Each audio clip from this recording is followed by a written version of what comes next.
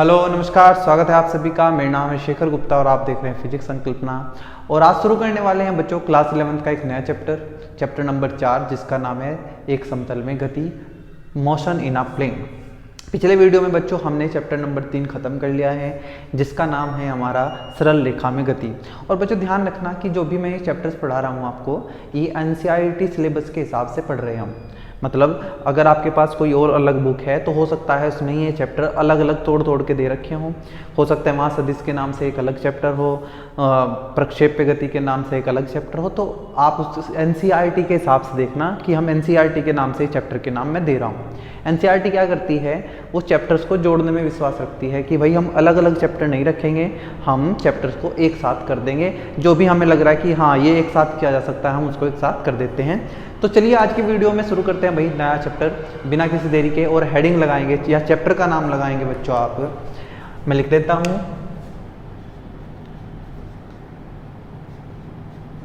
Chapter number 4। और chapter का नाम है बच्चों एक समतल में गति या समतल में गति। एक समतल में गति, इंग्लिश में बोलते हैं इसको बच्चों motion in a plane. Motion in a plane. अब बच्चों इस चैप्टर का नाम है, लेकिन आपको ये ध्यान रखना है कि जब हम समतल में गति पढ़ेंगे उससे पहले हम इस चैप्टर में सदिश और अदिश राशियों की बात करेंगे। मतलब जो चैप्टर का नाम है वो लगभग सबसे बाद में जाके हम पढ़ने वाले हैं। इस चैप्टर की शुरुआत में हम पढ़ेंगे कि अदिश राशियाँ क्या होती हैं, सदिश राशियाँ क्या होती हैं, सदिश राशि कितनी प्रकार की होती हैं। और ये देखेंगे कि सदिशों को जोड़ा कैसे जाता है, सदिशों को हम घटा कैसे सकते हैं, सदिशों को गुणा किया कैसे जाता है, और एक सदिश को दो हिस्सों में कैसे हम तोड़ सकते हैं। ठीक है बच्चों, तो ये देखा गया है कि जिन बच्चों के ये पहले चैप्टर्स जैसे कि सरल रेखा में गति, समतल में गति, और इसके बाद जो चैप्टर आएगा आपका गति का नियम, जो इन बच्चों के ये बहुत अच्छे होते हैं, उनको फिजिक्स पढ़ने में बहुत आसानी होती है 11th 12th की। जिन बच्चों के ये चैप्टर ख़राब रहते हैं या उनके बेसिक्स मजबूत नहीं होते, तो आगे फिजिक्स पढ़ना उनके लिए थोड़ा सा मुश्किल लगता है। क्योंकि बच्चों पूरे फिजिक्स में 11th हो चाहे 12th हो, आप सदिश को नहीं छोड़ सकते। सदिश आपका पीछा नहीं छोड़ेंगे, आपको सदिश पढ़ना ही पड़ेगा। इसलिए जैसे ही आज आप ये चैप्टर शुरू करें तो बहुत अच्छे से सदिश के सारे कॉन्सेप्ट इकट्ठे कर लेना, अच्छे से नोट्स बनाना। जब तक आपको ये ना लगे कि हाँ कि मैं इन चीज़ों को समझ गया हूँ, आगे मत बढ़ना। चलिए भले ही 1-2 दिन लेट हो जाए, आराम आराम से आप चाहे चीज़ें करें, लेकिन मेरी अगर मानने आप तो आपको सरल रेखा में गति, एक समतल में गति, और अगला जो चैप्टर हम पढ़ेंगे गति के नियम, वो बहुत अच्छे से कर लेने चाहिए। ठीक है, जैसे ही आप इनको अच्छे से करोगे आप ये देखोगे कि यार फिजिक्स पढ़ना बहुत आसान हो गया है। क्योंकि सारी जगह आपको सदिश मिलेंगे, आपको डिफरेंशिएशन मिलेगा, आपको इंटीग्रेशन मिलेगा, गति के नियम मिलेंगे। तो मैं आपसे उम्मीद करूंगा आप इन सारे चैप्टर्स को अच्छे से करते रहें। ऐसा नहीं कह रहा हूँ कि मैं आगे वाले चैप्टर आपको अच्छे से नहीं करने हैं, लेकिन वो जो चैप्टर है वो यहीं तक काम में रहेंगे आपके। हो सकता है कुछ चैप्टर आगे भी यूज हो जाएं, लेकिन जो ये बता रहा हूँ मैं, जो हम अभी पढ़ रहे हैं, ये आपको पूरा फिजिक्स पढ़ने में हेल्प करेंगे। इसलिए आप इनको बहुत अच्छे से करेंगे। ठीक है, तो चलिए शुरू कर लेते हैं। मैंने चैप्टर का नाम आपके सामने लिख दिया है, चैप्टर नंबर 4 है, नाम समतल में गति है। लेकिन इसको सबसे बाद में पढ़ेंगे हम इस चैप्टर के, और इस चैप्टर को की शुरुआत करेंगे हम अपनी सदिश और अदिश राशियों से। मैं फिर से आपसे पूछूंगा, क्या आपको ये पता है कि राशि किसको कहते हैं?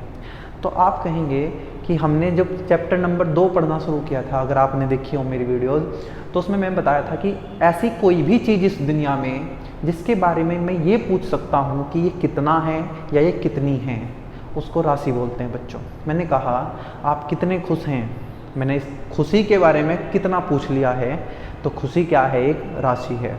मैंने पूछा आपका द्रव्यमान कितना है, आपका वेट कितना है, आपका वजन कितना है, आपने कहा मेरा 60 किलो वजन है, तो ये जो है ये एक राशि है। जिसके बारे में कितना या कितनी पूछ लिया जा सकता है, हाउ मच या हाउ मनी हम पूछ सकते हैं, उसको राशि बोलते हैं बच्चों। मैंने इस वस्तु पे कितना बल लगाया, मैंने आज कितने समोसे खाए, आज मुझे कितनी भूख लगी थी, ऐसी सब चीज़ें जहाँ भी ये पूछा जा सकता है कितना या कितनी, उसको राशि बोलते हैं बच्चों। आगे बढ़ते हैं। राशि 2 प्रकार की होती है बच्चों, भौतिक राशियाँ और अभौतिक राशियाँ। ये पहले दूसरे चैप्टर में पढ़ा चुका हूँ, ये बस एक रिवाइज करा रहा हूँ आपको। वे राशियाँ जिनको मापा जा सकता है भौतिक राशियाँ कहलाती हैं, जैसे समय, वेग, त्वरण, लंबाई, क्षेत्रफल, द्रव्यमान, सब कुछ जो भी मापा जा सकता है वे सब क्या है, हमारी भौतिक राशियाँ हैं। जिनको नहीं माप सकते बच्चों, उनको बोलते हैं अभौतिक राशियाँ। जैसे मैं खुश हूँ, लेकिन मैं कितना खुश हूँ मुझे नहीं पता। क्या मैं माप लूँगा कि मैं इतना खुश हूँ, मैं 2 किलो खुश हूँ या 3 मीटर खुश हूँ? ऐसा नहीं बोला जा सकता। अगर मैं कहूँ मुझे गुस्सा आ रहा है, मुझे कितना गुस्सा आ रहा है, मैं इस गुस्से को नहीं माप सकता। मुझे भूख लगी है, कितनी भूख लगी है, मैं नहीं माप सकता बच्चों। ऐसी राशियाँ जिनको नहीं मापा जा सकता अभौतिक राशियाँ कहलाती हैं। हम पढ़ रहे हैं भौतिक विज्ञान, फिजिक्स, तो हमें सिर्फ भौतिक राशियों से मतलब है बच्चों। मैंने कहा भौतिक राशियाँ में जिनको मापा जा सकता है। आप एक बात और देखोगे बच्चों कि जैसे ही मैं भौतिक राशियों की बात करता हूँ, किसकी बात करता हूँ? भौतिक राशियाँ। तो मैं आपसे कुछ भी पूछूं, जैसे मैं पूछूं लंबाई, आपने कहा 5 मीटर, जिनको मापा जा सकता है। मैंने कहा द्रव्यमान, मैंने कहा 2 किलोग्राम। मैंने कहा समय, आपने कहा 5 सेकंड, 5 मिनट या 5 घंटे, जो भी। मैंने कहा कितना बल, आपने कहा 10 न्यूटन का बल। आपने कहा कितना वेग है, आपने कहा 20 मीटर पर सेकंड का वेग है। मतलब मैं कुछ भी लिखता जाऊं तो आप ये देख रहे हैं कि यहाँ मुझे इस भौतिक राशि को लिखने के लिए, इस लंबाई को लिखने के लिए, इस द्रव्यमान को लिखने के लिए, इस समय को लिखने के लिए, इस बल को लिखने के लिए, इस वेग को लिखने के लिए मुझे बच्चों एक संख्या की ज़रूरत पड़ रही है और एक मात्रक की ज़रूरत पड़ रही है। ये एक संख्या है और बच्चों ये एक मात्रक है। मतलब दुनिया की जितनी भी भौतिक राशियां हैं, अगर आप उनको प्रदर्शित करना चाहते हैं, आप उनको लिखना चाहते हैं, तो आपको एक संख्या की ज़रूरत पड़ेगी और एक मात्रक की ज़रूरत पड़ेगी। इसी संख्या को बच्चों परिमाण बोलते हैं। क्या बोलते हैं? परिमाण। पिछले चैप्टर में बार बार बोलता रहा था कि अगले चैप्टर में जाके पता चलेगा कि ये परिमाण क्या है, मात्रक क्या है। मात्रक तो खैर पहले ही पढ़ लिया हमने, ठीक है। इस संख्या को, ये जो 2 है, ये 5 है, ये 10 है, ये 20 है, इस संख्या को हम परिमाण कहते हैं बच्चों। क्या कहते हैं? परिमाण। और ये जो साथ में इसके लिखा हुआ है, इसको बोलते हैं बच्चों मात्रक। क्या बोलते हैं? मात्रक। बात समझ आ गई? तो आप एक जगह लिख लेना कि किसी भी भौतिक राशि को व्यक्त करने के लिए एक उसका परिमाण होता है और एक उसका मात्रक होता है। अगर किसी भौतिक राशि को प्रदर्शित करना है तो मुझे उसका परिमाण भी दिखाना होगा और मुझे उसका मात्रक भी लिखना होगा। आप ये नहीं कह सकते कि मेरे पास, मैंने पूछा बताओ ये धागा है आपके सामने, ये कोई लंबाई है, ये कितनी है? आप ये नहीं कह सकते कि ये 2 है। क्या आप किसी दुकान पे जाके ये कह सकते हैं कि मुझे 5 चीनी दे दो? आपको बोलना पड़ेगा 5 किलोग्राम चीनी दे दो, या आप मुझे 500 ग्राम चीनी दे दो। आपको एक नंबर बोलना पड़ेगा, आपको एक मात्रक बोलना पड़ेगा बच्चों। जब तक आप इन दोनों को नहीं बोलेंगे तब तक आप भौतिक राशि को प्रदर्शित नहीं कर सकते। क्या समझ आई बात? कि भौतिक राशियों को प्रदर्शित करने के लिए एक परिमाण, संख्या और उसके मात्रक की जरूरत पड़ती है। अगर इनमें से कोई भी एक नहीं होगा तो आप भौतिक राशि को प्रदर्शित नहीं कर सकते। तो अगर मैं इसको हटा के लिखूं बच्चों अब, तो आप कहेंगे कि कोई भौतिक राशि जो होती है, कोई भी भौतिक राशि, उसके पास 2 चीजें होती हैं। पहला परिमाण और दूसरा होता है बच्चों उसका मात्रक। इनमें से अगर एक भी गायब हुआ तो हम ये कह देंगे कि ये भौतिक राशि नहीं हो सकती। जैसे आप फल वाले के पास गए, आपने मुझे केले चाहिए, केले वाला पूछा कितने केले चाहिए? आप कहेंगे 2 दर्जन केले, 3 दर्जन केले, ठीक है। ये 2 एक परिमाण है, 2 क्या है? परिमाण है। दर्जन क्या है? मात्रक। आप कहेंगे कि भैया हमने तो ये बोला कि हमें 2 केले दो, तो उसने तो हमें 2 केले उठा के दे दिए थे, तो क्या ये 2 एक भौतिक राशि नहीं है? तो आप कहेंगे भैया ये भौतिक राशि नहीं है। जब वो ये बोला है कि 2 दर्जन केले दे दो, तो उसने एक भौतिक, आपने जो बोला है 2 दर्जन केले, तो आपने एक पूरी भौतिक राशि को प्रदर्शित कर दिया, ठीक है। लेकिन जब 2 केले बोल रहे हैं तो हम एक नंबर की बात करें, भाई मुझे 2 चाहिए। क्या चाहिए? 2 केले।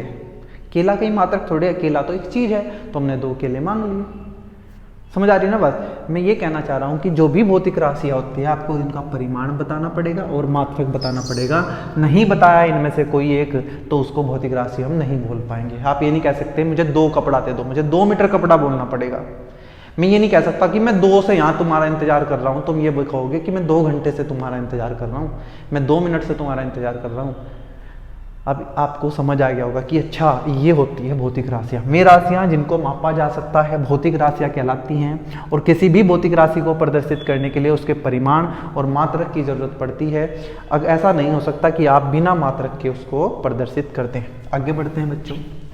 मैंने कहा कि ये जो भौतिक राशियाँ होती हैं ना, ये भी 2 प्रकार की होती हैं। आगे जब आप दूसरा चैप्टर पढ़े थे तो वहाँ मैंने बताया था कि ये भौतिक राशियाँ 2 प्रकार की होती है। कौन कौन सी? मूल राशियाँ और व्युत्पन्न राशियाँ। वे अलग चीज़ थी बेटा। आज हम अलग चीज़ पढ़ेंगे कि फिर से भौतिक राशियों को 2 हिस्सों में बांटा गया।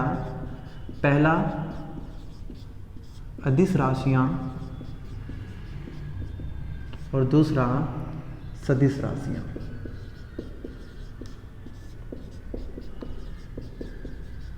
आपने कहा ठीक है बच्चों। जो ये अदिश राशियां हैं इनको इंग्लिश में बोलते हैं स्केलर क्वांटिटीज। क्या बोलते हैं? Scalar quantities. और जो ये अदिश राशियां होती हैं बच्चों इनको बोलते हैं वेक्टर क्वांटिटीज। इंग्लिश के ये टर्म्स आपको याद होने चाहिए, आपको आसानी होगी। भौतिक राशियों को बोलते हैं बच्चों फिजिकल क्वांटिटीज। क्या बोलते हैं? Physical quantity. ये एक ही है तो मैं इसको फिजिकल क्वांटिटी लिख देता हूँ। परिमाण को बच्चों इंग्लिश में बोलते हैं मैग्नीट्यूड। ऐसा नहीं कि रटने बैठेंगे आप इनको, बस ये है कि लिख लेना, याद हो जाए बढ़िया। और मात्रक को बोलते हैं बच्चों यूनिट। ठीक है। मैंने कहा भौतिक राशियाँ कितने प्रकार की होती हैं? आपने कहा भौतिक राशियाँ 2 प्रकार की होती हैं, अदिश राशियाँ और सदिश राशियाँ। तो हम अब इनको पढ़ेंगे। मैंने इनको हटाया और पहली हेडिंग अब इसके बाद लगाएंगे हम अदिश राशियां।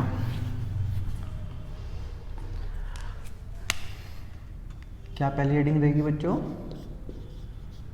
अदिश राशियां। अदिश राशियां स्केलर क्वांटिटीज। हमने कहा ठीक है।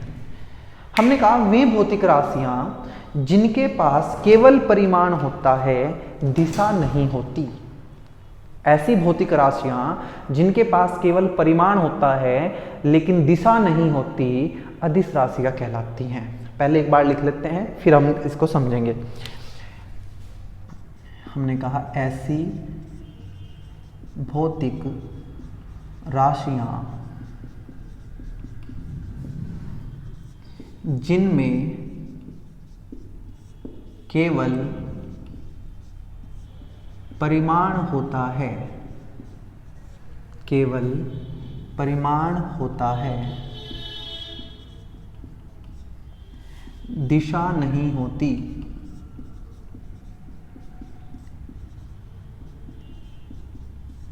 अदिश राशियां कहलाती हैं। अदिश राशियां कहलाती हैं। अदिश राशियां कहलाते हैं। समझते हैं बच्चों इनको।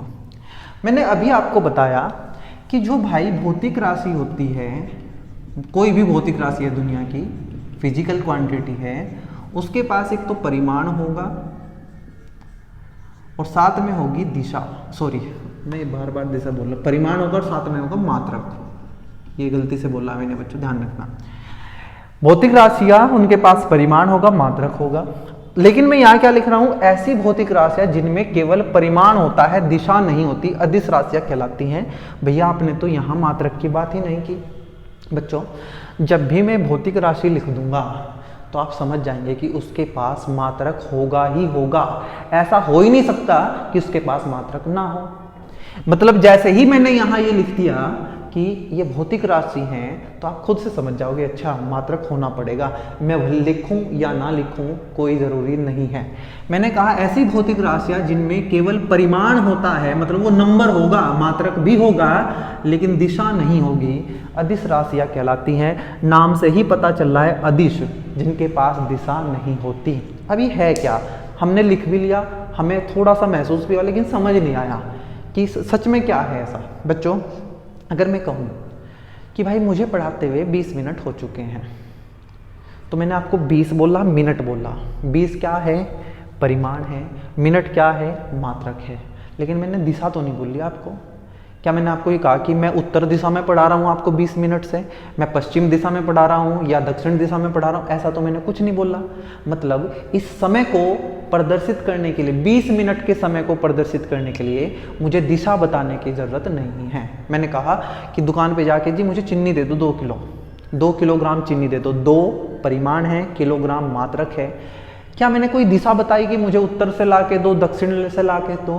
तो ऐसी राशियां जिनको प्रदर्शित करने के लिए दिशा की जरूरत नहीं होती, उनको अदिश राशियां बोलते हैं। क्या बोलते हैं? अदिश राशियां बोलते हैं। ऐसी भौतिक राशियां जिनमें केवल परिमाण होता है, दिशा नहीं होती, अदिश राशियां कहलाती हैं। या ऐसी भौतिक राशियां जिनको प्रदर्शित करने के लिए हमें केवल परिमाण और मात्रक की जरूरत पड़ती है, दिशा की जरूरत नहीं पड़ती, हम उनको अदिश राशियां कहते हैं। और इनके एग्जाम्पल क्या हैं? उदाहरण के तौर पे आप लिखेंगे, बहुत सारे उदाहरण हैं बच्चों, मैं 4-5 बता के ख़त्म करूँगा। आप कहेंगे सबसे पहले जो लंबाई होती है, जो समय होता है, जो द्रव्यमान होता है। मैं लंबाई की जगह ना हटा के बच्चों दूरी लिख देता हूँ, कभी आपको कन्फ्यूजन रहे, ठीक है? दूरी, जो दूरी है, समय है, द्रव्यमान है, मैंने कहा चाल है, हमने कहा कि भाई दाब है, ठीक है, हमने कहा और क्या, क्षेत्रफल, ये आयतन है। क्षेत्रफल नहीं लिख रहा हूँ बच्चों, कई बार ना क्षेत्रफल को हम फिजिक्स में सदिश राशि मानेंगे, ठीक है, इसलिए नहीं लिख। ऐसे ही बहुत सारी राशियां हैं जिनको दिशा की जरूरत नहीं होती। आपको बताना है कि भाई यहाँ से कोई जगह आपका, कोई आपका स्कूल है, आपके किसी ने पूछ लिया, मेहमान आए कि भाई तू स्कूल जाता है, तुम्हारा स्कूल यहाँ से कितनी दूर है? आपने कहा जी हमारा स्कूल तो यहाँ से 1 किलोमीटर है। 1 किलोमीटर, एक क्या है? परिमाण। किलोमीटर क्या है? मात्रक। क्या आपने दिशा बताई है? आपने दिशा नहीं बताई। इस दूरी को बताने के लिए दिशा की जरूरत नहीं है, इसलिए ये अदिश राशि है। समय को बताने के लिए 10 सेकंड, 20 सेकंड, 1 घंटा, 2 घंटे, 24 घंटे, 15 दिन, दिशा की जरूरत नहीं है, इसलिए अदिश राशि है। ऐसी राशियां जिनमें केवल परिमाण होता है, दिशा नहीं होती, अदिश राशियां कहलाती हैं। इनको प्रदर्शित करने के लिए हमें दिशा की जरूरत नहीं है। क्या है ये? अदिश राशियां हैं। कुछ एग्जाम्पल मैंने आपके सामने लिखे। आगे बढ़ते हैं बच्चों, इसको हटाता हूँ और लिखते हैं सदिश राशियां। सेकंड हेडिंग रहेगी बच्चों हमारी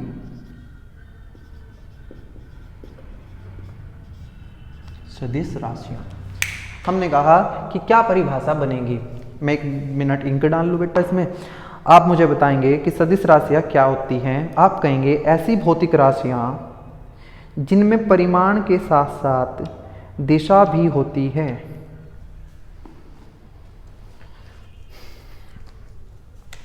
मैं लिख रहा हूं ऐसी भौतिक राशियां जिनमें परिमाण के साथ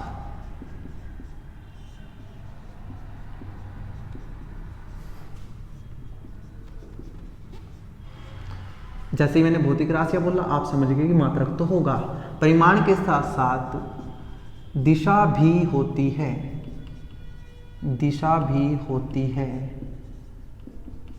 सदिश राशियां कहलाती हैं। सदिश राशियां कहलाती हैं। अभी मैं थोड़ा सा और आगे बताऊंगा, लेकिन पहले आप समझेंगे, इतनी बात को समझेंगे। अभी ये पूरी डेफिनेशन नहीं, अभी और लिखना है। मैं सुनो, हमने कहा कि कुछ राशियां ऐसी हैं भाई जिनको प्रदर्शित करने के लिए हमें केवल नंबर बताने से काम नहीं चलेगा, हमें दिशा भी बतानी पड़ेगी। जिनका नंबर से काम चल गया, दिशा की जरूरत नहीं पड़ी, उनको बोला अदिश राशि। लेकिन कुछ ऐसी राशियां जिनको प्रदर्शित करने के लिए परिमाण के साथ साथ दिशा की भी जरूरत है, सदिश राशियां कहलाती हैं बच्चों। ऐसी राशियां, ऐसी भौतिक राशियां जिनमें परिमाण के साथ साथ दिशा भी होती है, सदिश राशियां कहलाती है। या ऐसे करके लिख लेना, ऐसी भौतिक राशियां जिनको प्रदर्शित करने के लिए परिमाण के साथ साथ दिशा की भी आवश्यकता होती है, सदिश राशियां कहलाती हैं। क्या कहलाती हैं? सदिश राशियां। लेकिन ये कंप्लीट डेफिनेशन नहीं है, पूरी परिभाषा नहीं है सदिश राशियों की। ये देखा गया बच्चों कि कुछ राशियां ऐसी हैं जिनके पास दिशा भी है लेकिन फिर भी वे सदिश राशियां नहीं हैं। जब अजीब बात है कि कुछ राशियां ऐसी हैं जैसे वैद्युत धारा, इलेक्ट्रिक करंट, कि उनमें दिशा है लेकिन फिर भी वे सदिश राशि नहीं है। इसका मतलब हमें इसमें कुछ और भी लिखना पड़ेगा, तब जाके हम सदिश राशियों की पूरी परिभाषा लिख पाएंगे। इसलिए मैं इसको हटा रहा हूँ। अभी पूरी परिभाषा में लिखने वाले ऐसी भौतिक राशियां जिनमें परिमाण के साथ साथ दिशा भी होती है और ये राशियां सदिश योग के नियमों का पालन करती हैं। और ये राशियां सदिश योग के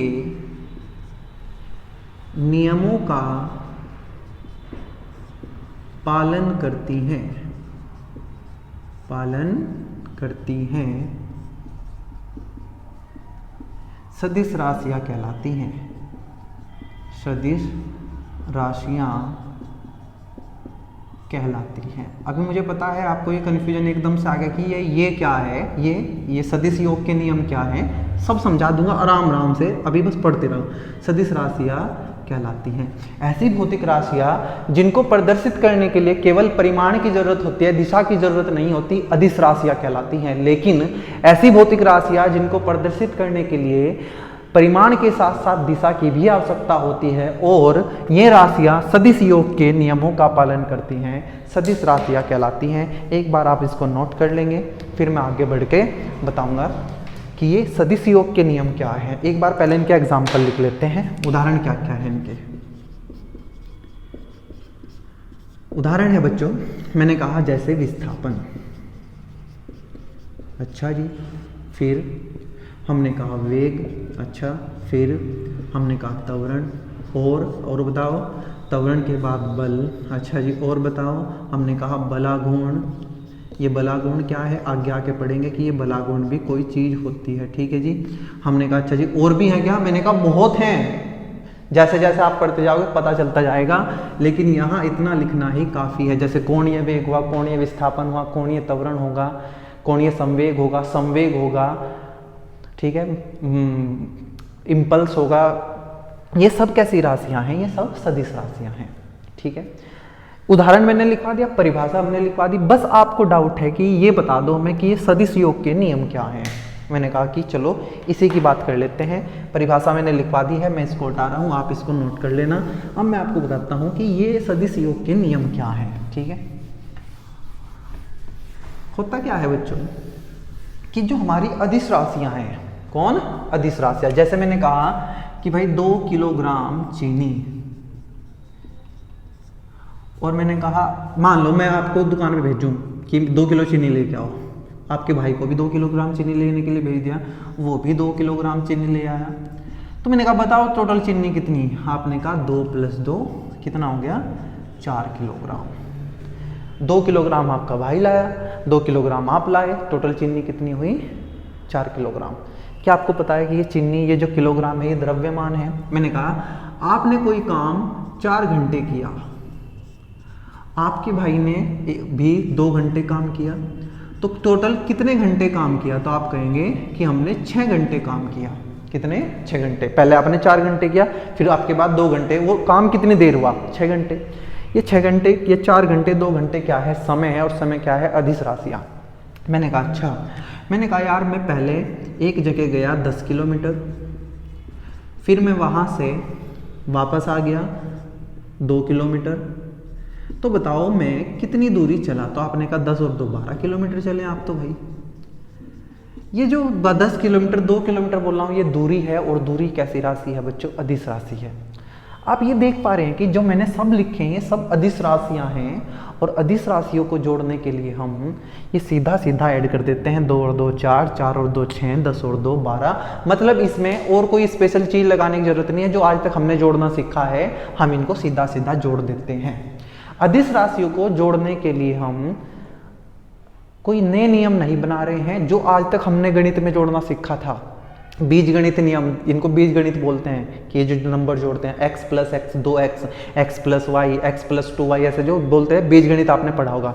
इन नियमों को जो ये जोड़ रहे हैं इनको बोलते हैं बीज गणितीय नियम। तो आप ये लिख लेंगे कहीं जहां हमने अदिश राशि लिखी थी कि जो अदिश राशियां होती हैं, अदिश राशियों को बीज गणितीय नियमों की सहायता से जोड़ दिया जाता है।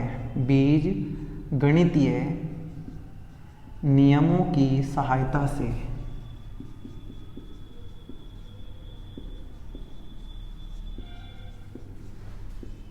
जोड़ा जा सकता है। अब ये मतलब लेके बैठ जाना कि यार ये बीज गणितीय नियम क्या होते हैं, जो आज तक हम सीधा सीधा जोड़ना सीखे ना, 5 और 5 10, 10 5 15, 15 5 20, 20 और 2 22, ये सब क्या है, ये बीज गणितीय नियम होते हैं। तो सदिश राशियों को बीज गणितीय नियमों की सहायता से जोड़ा जा सकता है। आप ये भी देख रहे होंगे कि यहाँ मैंने 2 और 2 को जोड़ा है। 2 क्या है, परिमाण। ये 2 क्या है, परिमाण। मतलब अदिश राशियों में केवल किसको जोड़ा जाता है, परिमाण को। किसको जोड़ा जाता है, परिमाण को। और साथ में क्या लिख दी जाती है, यूनिट, मतलब मात्रक लिखा जा सकता है। मुझे बताओ, आप 2 किलोग्राम चीनी और 5 मीटर को जोड़ सकते हो क्या? हम अलग अलग प्रकार की राशियों को नहीं जोड़ सकते। हम उन्हीं राशियों को जोड़ सकते हैं जो एक तरीके की होती है, जिनके मात्रक एक जैसे होते हैं। किलोग्राम को किलोग्राम के साथ जोड़ेंगे, किलोग्राम को मीटर के साथ नहीं जोड़ सकते। हाँ, ये मत कहना कि किलोग्राम को ग्राम के साथ नहीं जोड़ सकते। बेटा, किलोग्राम को ग्राम में बदल देंगे तो हम जोड़ देंगे, ठीक है। तो इसका मतलब जो अदिश राशियां होती है उनको बीज गणितीय नियमों की सहायता से हम जोड़ सकते हैं। और इसमें केवल जोड़ा किसको जाता है, परिमाण को। इसको हटा के लिख रहा हूं कि इन्हें जोड़ते समय हम किनको जोड़ते हैं, परिमाण को। अदिश राशियों को जोड़ते समय, अदिश राशियों को जोड़ते समय या घटाते समय, जो भी है, जोड़ते समय केवल परिमाण जोड़ा जाता है। केवल परिमाणों को जोड़ा जाता है। ऐसा मत कर देना कि 2 किलोग्राम और 2 किलोग्राम 4 किलोग्राम का स्क्वायर हो गया, या किलोग्राम को भी 2 बार लिख दो। नहीं, यूनिट एक बार ही लिखी जाएगी।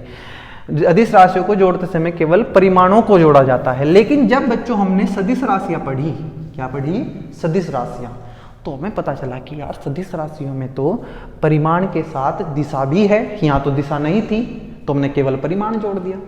लेकिन जैसे ही सदिश राशियां हमारे सामने आई तो हमें पता चला कि यहाँ तो परिमाण तो जोड़ना ही है, लेकिन यहाँ दिशा भी जोड़नी पड़ेगी साथ में। इसलिए जिस सदिश राशियों को हम बीज गणितीय नियमों की सहायता से नहीं जोड़ पाए, हम फेल हो गए भाई। जैसे ही सदिश राशियों को जोड़ने की बात आई, हम बीज गणितीय नियम लगा ही नहीं सके। क्यों? क्योंकि बीज गणितीय नियमों से तो केवल परिमाण जोड़ा जा सकता है, जबकि सदिश राशियों के पास तो दिशा भी है। इसलिए बच्चों, हमें सदिश राशियों को जोड़ने के लिए नए नियम बनाने पड़े, और उन्हीं नए नियमों को सदिश योग के नियम कहते हैं। अभी जो परिभाषा लिखी हमने उसमें लिखा था सदिश योग के नियमों का पालन करें। तो सदिश योग के नियम क्या हैं वो मैं आपको एक बार बता देता हूँ। सदिश राशियों को बीज गणितीय नियमों की सहायता से नहीं जोड़ा जा सकता।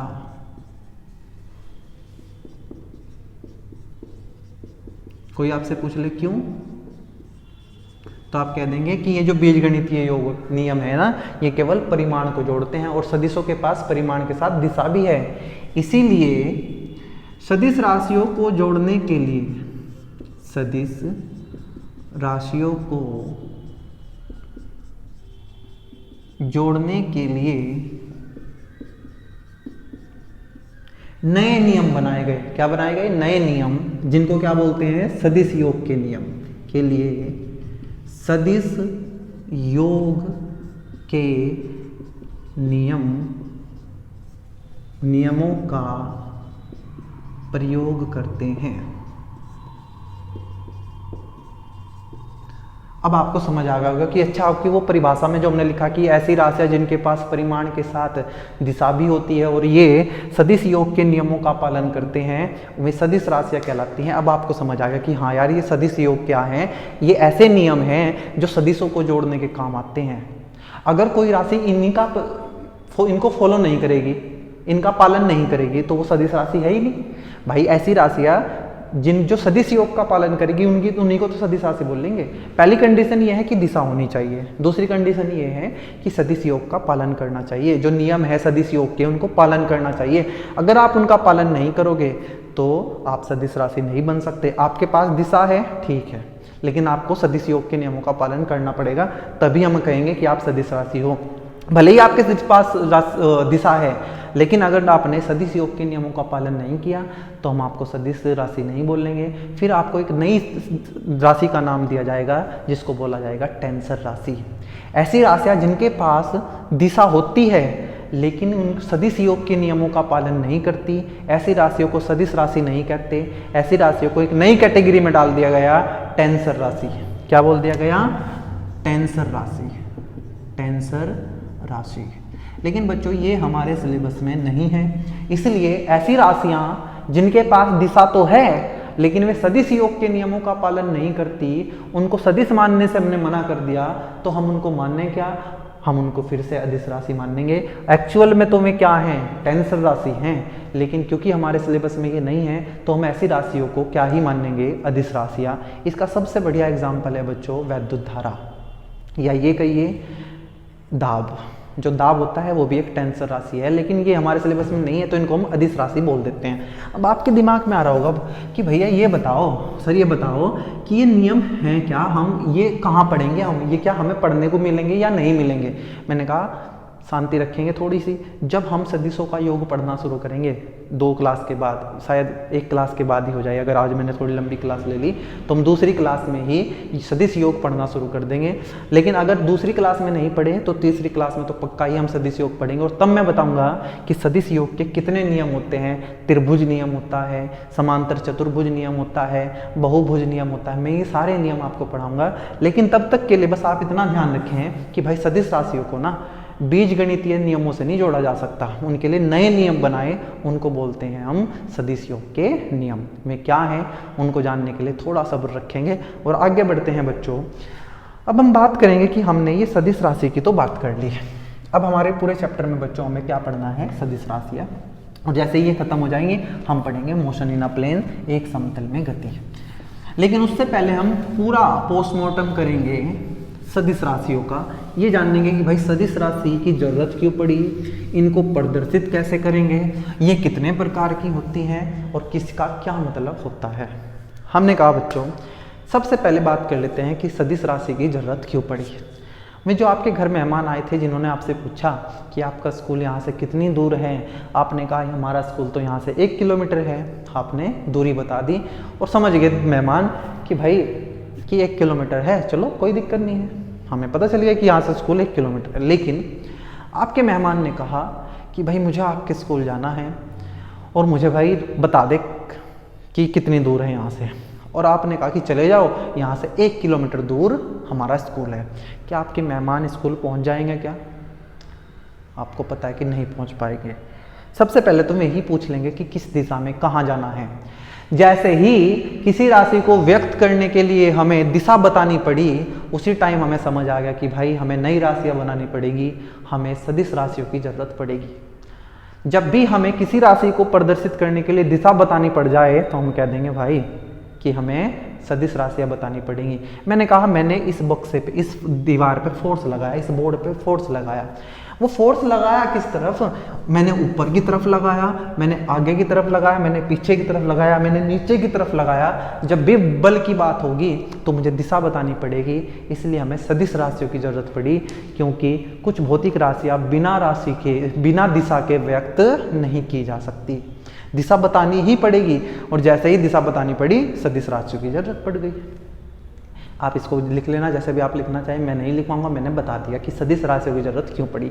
आगे बढ़ते हैं कि सदिश राशियों को निरूपित कैसे करते हैं। मैंने हेडिंग लगाई, आप भी हेडिंग लगाएंगे, सदिश राशियों का निरूपण, रिप्रेजेंटेशन ऑफ वेक्टर क्वांटिटीज। आप इस सदिश को ना अच्छे से याद कर लेना कि सदिश को वेक्टर बोलते हैं। आगे से मैं ना, हो सकता है मैं बार बार वेक्टर बोल लूँ तो आप ये नहीं कहेंगे कि भाई सदिश बोलो या वेक्टर हमें समझ नहीं आ रहा, तो आपको पता होना चाहिए कि सदिश को ही क्या बोलते हैं, वेक्टर। हमने कहा मान लीजिए एक राशि ए है। अब ये या तो ये सदिश राशि होगी या एक अदिश राशि होगी, दो ही प्रकार की राशि हो सकती है। अगर ये अदिश राशि है तो ये ऐसे लिखी रहे, कोई दिक्कत नहीं है। लेकिन अगर ये सदिश राशि हुई तो बच्चों इसको स्पेशल ट्रीटमेंट चाहिएगा। ये कहेगा कि भाई मैं स्पेशल हूँ, मेरे पास दिशा है, तो मुझे अलग से मैं अलग से दिखाई देना चाहिए, मैं दूर से ही पहचान में आना चाहिए कि मैं एक सदिश राशि हूँ। तो क्या करते हैं बच्चों, हम इसके ऊपर एक तीर बना देते हैं ऐसा। इस तीर को बोलते हैं सदिश, और इंग्लिश में बोलते हैं बच्चों इसको वेक्टर। और इसको पढ़ेंगे आप ए वेक्टर या वेक्टर ए। ठीक है, जब भी किसी राशि के ऊपर आपको ये डंडा लगा मिला जाए, ये तीर लगा मिला जाए, ये बाण लगा मिल जाए, तो समझ जाना ये सदिश राशि है। जैसे मैं कभी लिखता था वेग, तो मैं ये पहले देखते ही पहचान जाऊंगा कि अच्छा ये एक सदिश राशि है। ये जैसे ही इसके सर पे रखा गया, इसने इसकी दिखाने का तरीका बदल दिया। इसने कहा ये स्पेशल है, ये एक सदिश राशि है, इसके पास दिशा है। मतलब सदिशों को कैसे प्रदर्शित करते हैं बच्चों, उस राशि के सर पे तीर लगा के, क्या लगा के, तीर लगा के। आप लिख लेना, मैं सारी चीज़ें नहीं लिखूंगा, बहुत टाइम लग जाएगा। आप लिखेंगे किसी भी राशि के सर पे या शीर्ष पर एक तीर लगाकर उस राशि को प्रदर्शित किया जाता है। अगर वो कैसी राशि है, सदिश राशि। ऐसे लिख लेना, किसी सदिश राशि को उसके शीर्ष पर, सिर पर एक तीर लगाकर प्रदर्शित करते हैं। जैसे मैंने कहा ये ए है। अब मुझे पता है ये एक सदिश राशि है, इसको पढ़ेंगे क्या हम हिंदी में, सदिश ए, या फिर इंग्लिश में पढ़ेंगे वेक्टर ए। अगर बच्चों ये सदिश राशि है, इसके पास परिमाण होगा, अब आपको ये ज़्यादा टाइम नहीं लेना चाहिए, और साथ में होगी दिशा। क्या होगी, दिशा। तो ये जो तीर है ना, ये एक अलग ही चीज़ है, मैंने इसको अलग से बनाया। ये क्या है बच्चों, तीर। इसको ये जो अगला हिस्सा है, इसको बोलते हैं शीर्ष। इस तीर का क्या बोलते हैं, शीर्ष, हेड बोलते हैं इसको, हेड। और इसको बोलते हैं पुच्छ या पूंछ, जैसे भैंस की पूंछ होती है, ये इस तीर की पूंछ है। हिंदी में इसको बोलते हैं टेल, सॉरी इंग्लिश में बोलते हैं टेल, और हिंदी में बोलेंगे इसको पुच्छ। इस तीर का अगला हिस्सा क्या कहलाता है, शीर्ष, और सबसे पीछे का हिस्सा कहलाता है पुच्छ या पूंछ या टेल। बच्चों जितना बड़ा ये तीर होगा, मतलब इस तीर की जो लंबाई है, इस तीर की जो लंबाई है वो परिमाण को प्रदर्शित करती है। तीर की लंबाई परिमाण को प्रदर्शित करती है, परिमाण को प्रदर्शित करती है। मैंने कहा मान लो कि जो वेग है, वेग एक सदिश राशि है बच्चों, ध्यान से सुनना, वेग क्या है, सदिश राशि। एक वस्तु ए है और एक वस्तु बी है। हमने कहा ए का वेग है 10 मीटर पर सेकंड और बी का वेग है 20 मीटर पर सेकंड। तो हमने कहा बताओ किसका वेग ज्यादा है। आपने देखा कि यार ये 20 ज्यादा है, तो मतलब इस बी का वेग ज्यादा है, मतलब बी का परिमाण ज्यादा है। तो जो सदिश ए का बनाएंगे हम, वो 20 है, छोटा होगा। बी बड़ा है तो बी का जो तीर बनेगा, तीर की लंबाई बड़ी होगी, और ए का जो तीर बनेगा वो छोटा बनेगा। और देखो ध्यान से, बी जो है ए से दुगना है, तो अगर मैंने ए का तीर ये बनाया तो बी का इससे डबल बनेगा। मतलब जो तीर की लंबाई होगी वो परिमाण को प्रदर्शित करेगी। किसको, परिमाण को। परिमाण हो गया। अब बात करते हैं दिशा। ये जो तीर का शीर्ष है, तीर का शीर्ष, ये पहली बात। ये दूसरी बात, जो तीर का शीर्ष है बच्चों, ये दिशा को प्रदर्शित करता है। किसको, दिशा को। मैंने कहा कि जो ए है ना, वो 10 मीटर पर सेकंड से पूर्व दिशा में चल रहा है। कहाँ चल रहा है, पूर्व में। और जो बी है वो 20 मीटर पर सेकंड से वो उत्तर दिशा में चल रहा है। वो समझाने के लिए बताया मैंने। तो आपने कहा अच्छा तो हम यहाँ बनाएंगे, आप सब जानते हैं दिशा बनाना आपको आता होगा। ये है उत्तर, ये होता है दक्षिण, ये होता है पूर्व और बच्चों ये होता है पश्चिम। ठीक है, अब बताओ ए किस दिशा में जा रहा है? पूर्व में। तो आप पूर्व में एक तीर बना देंगे, यहाँ लिख देंगे 10 मीटर पर सेकंड। और जैसे ही आपको बी का तीर बनाना पड़ा, आपने कहा ये तो भाई 10 से 2 गुना है, तो इसका डबल तीर बनेगा और दिशा होगी उत्तर में। आप यहाँ एक इससे स्केल से पीटी लेके माप के इससे 2 गुना तीर यहाँ बना देंगे। आप कहेंगे ये बी है और ये है 20 मीटर पर सेकेंड। तो हमें ये समझ आया कि जो सदिश राशियाँ होती हैं उनके सर पे ना एक तीर रख देते हैं तो वो पहचान में जाती है कि ये सदिश राशि हैं। ये सदिश राशियों का निरूपण है। इस तीर के 2 चीज़ हैं, एक शीर्ष है एक पूछ है। हमने कहा जो शीर्ष है ये क्या बताता है? दिशा बताता है। और इस तीर की लंबाई अगर ये छोटा है तो हम कहेंगे परिमाण कम है, ये तीर बड़ा है तो हम कहेंगे परिमाण ज़्यादा है। समझ आ गया? एक सदिश राशि के पास 2 ही तो चीज़ होती हैं बच्चों, एक परिमाण होता है और एक दिशा होती है। इस तीर ने उन दोनों को प्रदर्शित कर दिया। तीर की लंबाई ने बताया परिमाण और तीर का जो शीर्ष है उसने बताया दिशा। तो हमने यहाँ पर बात कर ली कि सदिश राशियों को कैसे प्रदर्शित करते हैं, इनका निरूपण कैसे किया जाता है। आगे बढ़ते हैं बच्चों और बात कर लेते हैं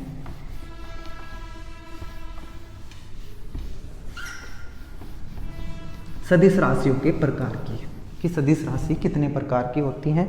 हेडिंग हमने लगाई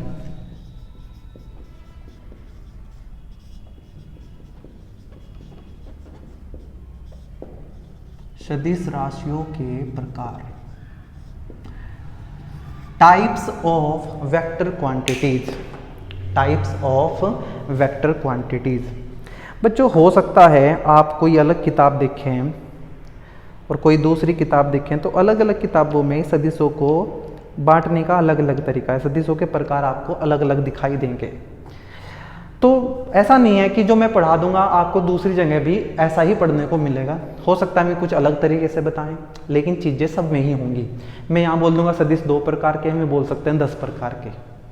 अब इसमें तो फ़र्क है, लेकिन जब मैं आगे पढ़ाऊंगा तो आप देखेंगे कि जो उन्होंने पढ़ाया मैंने वही पढ़ाया है, बस मैंने बताने का तरीका मेरा अलग हो जाएगा। ठीक है, तो मैं अपने तरीके से आपको पढ़ाना चाहता हूँ। आप मुझ पर विश्वास करेंगे और मानेंगे कि सदिश राशियाँ 2 प्रकार की होती हैं। आप लिख लेना, सदिश राशियाँ 2 प्रकार की होती हैं। पहले होते हैं बच्चों ध्रुवीय सदिश। पहले होते हैं ध्रुवीय सदिश, इनको इंग्लिश में बोलते हैं पोलर वेक्टर। Polar vector. दूसरे होते हैं बच्चों अक्षीय सदिश। अक्षीय सदिश, इनको इंग्लिश में बोलते हैं बच्चों एक्सियल वेक्टर्स। पहले इन 2 को समझते हैं। आप लिखेंगे सदिश राशियाँ 2 प्रकार की होती हैं। नंबर 1 ध्रुवीय सदिश, इंग्लिश में पोलर वेक्टर। दूसरा अक्षीय सदिश, एक्सियल वेक्टर। आप सब जानते हैं बच्चों ध्रुवीय, आपने ध्रुव सुनेंगे, 2 ध्रुव होते हैं, उत्तर ध्रुव और दक्षिण ध्रुव। ऐसे सदिश जो एक बिंदु से चल के दूसरे बिंदु की तरफ जाते हैं, मतलब जिनकी दिशा फिक्स है कि भाई यहाँ से चल के यहाँ जाएंगे, ए से चल के बी जाएंगे। जैसे मैं यहाँ से चला और मैं किसी दूसरी जगह पे जा रहा हूँ तो मेरा जो जहाँ से मैं चला वो प्रारंभिक बिंदु है, जो मैं जा रहा हूँ वो है अंतिम बिंदु। तो ऐसे सदिश जिनका एक प्रारंभिक बिंदु होता है और एक अंतिम बिंदु होता है, मतलब उनके पास 2 पोल होते हैं, एक ये और एक ये, उनको बोलते हैं ध्रुवीय सदिश। ऐसे सदिश आप इनकी परिभाषा लिखे ना लिखे एग्जाम में नहीं पूछी जाती हैं, बस समझ आना चाहिए कि अच्छा ये ध्रुवीय सदिश हैं, ये अक्षीय सदिश हैं। ऐसे सदिश जिनका एक प्रारंभिक बिंदु होता है और एक अंतिम बिंदु होता है, उनकी एक दिशा निश्चित हो जाती है, मतलब अंतिम प्रारंभिक बिंदु और अंतिम बिंदु के बीच की। ऐसा नहीं है कि आप यहाँ से यहीं जा सकते हैं, ऐसे भी जा सकते हैं, ऐसे भी जा सकते हैं, लेकिन जाएंगे यहाँ से यहाँ ही। ऐसे सदिशों को बच्चों ध्रुवीय सदिश कहते हैं। क्या कहते हैं? ध्रुवीय सदिश। परिभाषा आप अपने आप से लिखना चाहे जो मन करे वो लिखना, जो मैंने बताया उनमें से छांट के। इसके उदाहरण क्या हैं? आप कहेंगे कि जैसे हमारा विस्थापन है, हमारा वेग है, हमारा बल है, हमारा त्वरण है, ये सब हमारे ध्रुवीय सदिश हैं, क्योंकि ये एक बिंदु से शुरू होके दूसरे बिंदु तक जाते हैं। अब बात करते हैं अक्षीय सदिश। और ध्यान रखना कि ध्रुवीय जो सदिश हैं इनकी दिशा हमेशा प्रारंभिक बिंदु से अंतिम बिंदु की ओर होगी। आपने ए से चल के बी पहुंचे तो आपका विस्थापन जो है वो ए से बी होगा। आप ए से बी गए तो आपका वेग ए से बी की तरफ होगा। आपने किसी वस्तु पे ऐसे बल लगाया तो आपने बल ए से बी लगाया। ठीक है, बात करते हैं अक्षीय सदिश। अक्षीय सदिश क्या है? ऐसे सदिश बच्चों जो वृत्तीय गति करते हैं या ये कहिए जो घूर्णन गति करते हैं। जैसे मैं इसको पकड़ के ऐसे घुमाऊं, ये गोल गोल घूम रहा है भाई, इसका जो विस्थापन है उसको बोलेंगे कोणीय विस्थापन। इसका जो वेग है उसको बोलेंगे कोणीय वेग। इसका जो त्वरण है उसको बोलेंगे कोणीय त्वरण। और भी बहुत सारी चीजें हैं, बस ध्यान रखना जो आपको गोल गोल घूमते दिखाई दें वे सारे अक्षीय सदिश होंगे। ऐसे सदिश जो घूर्णन गति को प्रदर्शित करते हैं अक्षीय सदिश कहलाते हैं।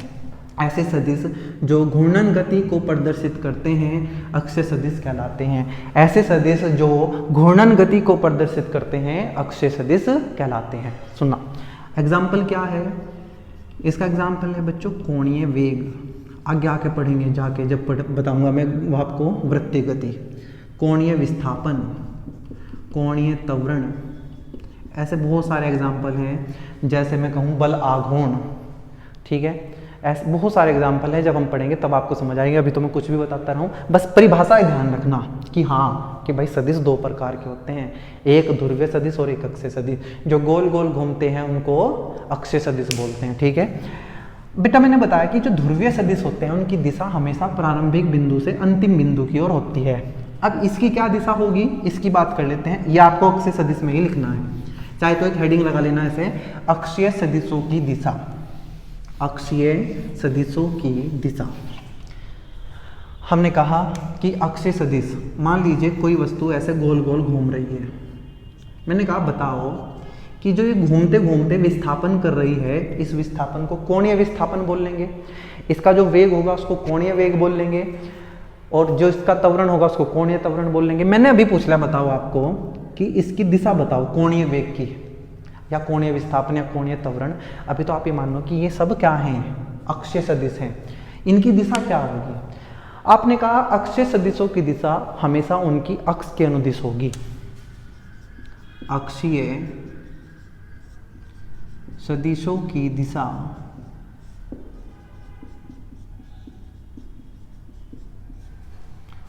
उनकी घूर्णन की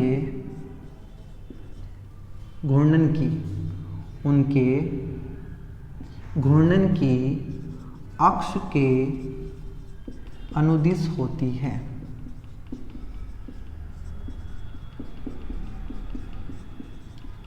ये अक्ष क्या होती है भाई? मैं सबसे चीजें समझा के चलूंगा। पहले ये देखो कि जो अक्षीय सदिश हैं, जो ध्रुवीय सदिश हैं, उनकी दिशा होती है प्रारंभिक से अंतिम बिंदु की तरफ। मैंने कहा इनकी बताओ, ये जो गोल गोल घूम रहे हैं इनका तो कोई अंतिम बिंदु नहीं है, कोई प्रारंभिक बिंदु नहीं, तो लगातार घूम रहे हैं भाई।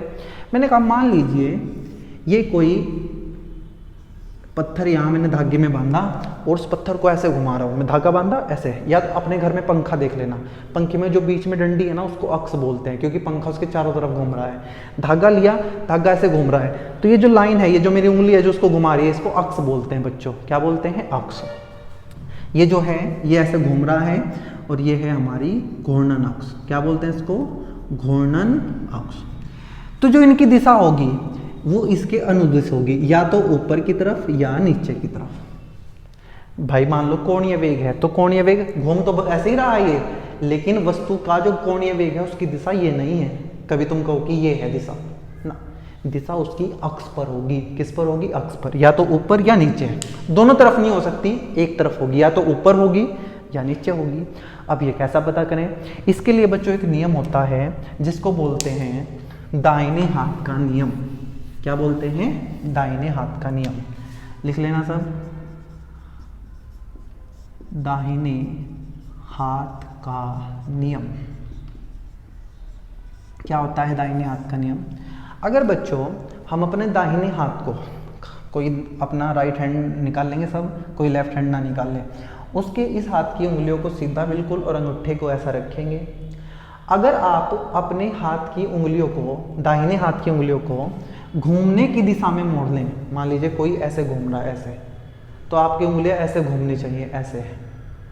तो ये जो अंगूठा है ये बताएगा दिशा कि भाई इसकी दिशा कहाँ है। जैसे ये ऐसे घूम रहा है मान लीजिए ऐसे, तो आपने कहा ये देखो ध्यान से, मैं अपनी उंगलियों को कहाँ ले जा रहा हूँ, जैसे वस्तु घूम रही है, वस्तु ऐसे घूम रही है, तो ये देखो अक्सी तो है, ये जो अंगूठा है ये बताएगा कि ऊपर की दिशा है।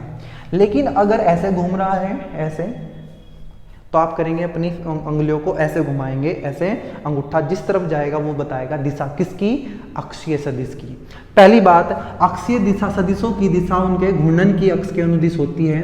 दो ही दिशा पॉसिबल है, या तो ऊपर या नीचे। अच्छा, अगर ऐसे घूम रहा है ऐसे, तो आप कहेंगे हम अपनी उंगलियों को ऐसे घुमाएंगे, देखो ऐसे घूम रहा है ना, तो अपने ऐसे, तो अंगूठा कहाँ गया, अंदर की तरफ, तो इसका मतलब दिशा अंदर की तरफ होगी। ठीक है, तो दाहिने हाथ का नियम कहता है, बहुत शॉर्ट में मैं लिखवाऊंगा, अपने आप से लिखना सीखेंगे आप बच्चों।